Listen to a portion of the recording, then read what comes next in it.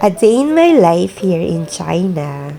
Ayan guys, tuwing gabi, nag-overtime ako ng mga 10 o'clock.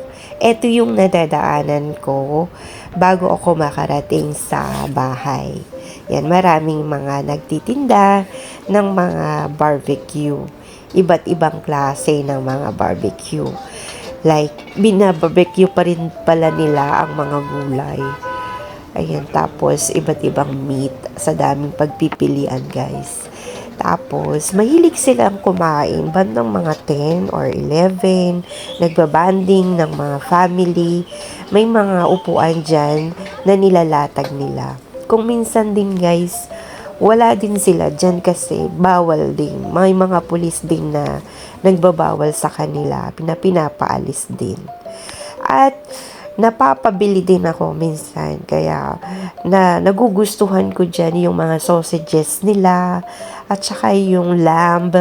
Sobrang sarap din. Pero yung iba nga, yung ibang pagka-marinate, hindi ko gusto yung lasa.